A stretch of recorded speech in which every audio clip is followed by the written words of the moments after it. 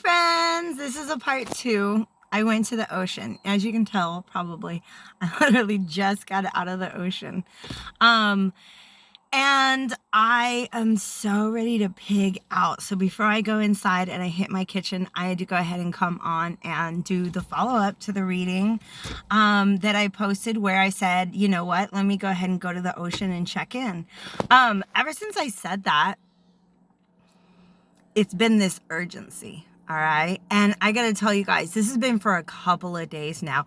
Just for reference, I am a 10 to 20 minute drive, depending on the beach that I go to, from the Caribbean. It's like right there. Okay. And so is this mosquito.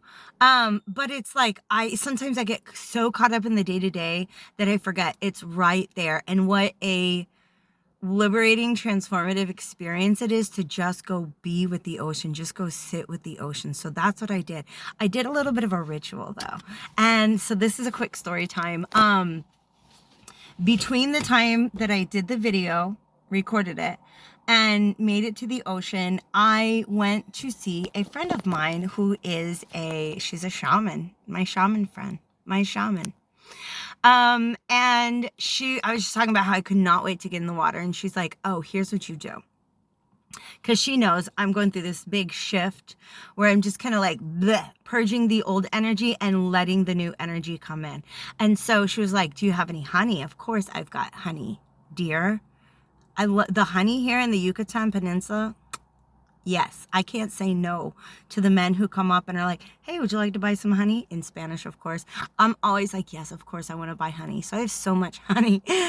But she said, take the honey to the beach, pour it in your hands, put the hands on the sand and just rub it all over. And I was like, all right, sure. I'm going to look really, really weird, but let's do this. I'm not kidding you guys. This is in my beach bag. All right. Highly recommend it. Highly recommend pouring the honey all over your hands like it's just a great big bunch of suntan lotion. Okay. Put it in the sand. And it's like exfoliating, right? And just very, very cleansing. Of course, after you rub the honey and the sand all over you, you get into the ocean and wash it off. So there's my story time. I feel so cleansed. I feel so cleansed. Okay.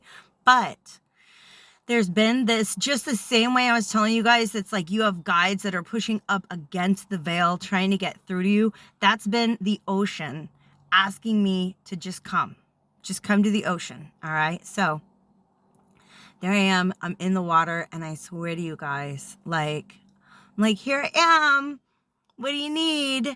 And she was literally I'm just talking about the spirit of the ocean, was like, I just want to hold you.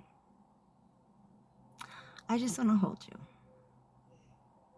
And it reminded me of the message that I just recorded and how much the word surrender came up, like in more than one card. All right. So this is ultimately like the message.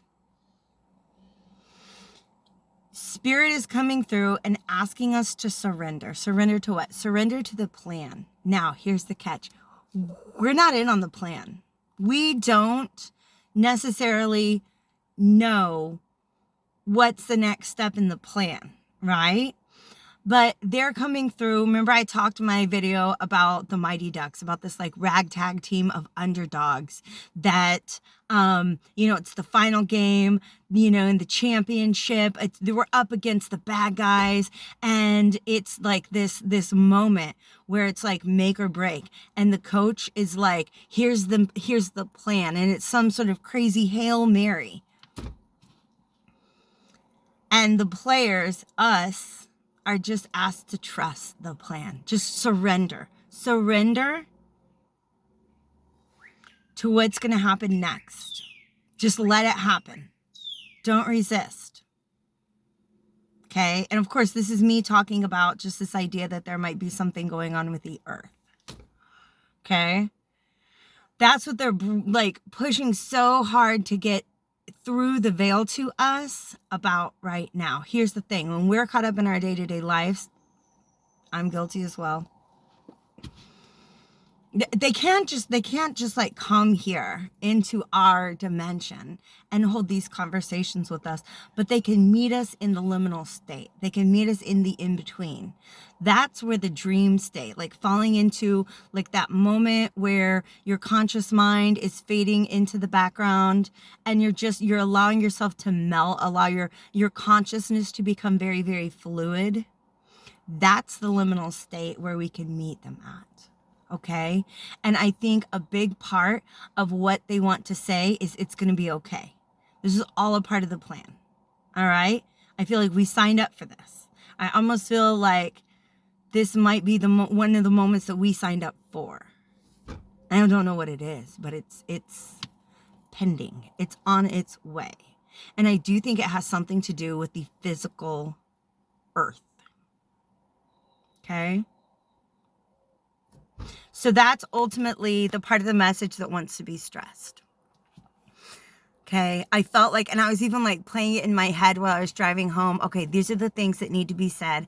And then the message has been delivered. Okay. Spirit is coming through in the liminal state. That's where we can meet them. That's where we can communicate with them. Okay. But we are being asked to trust.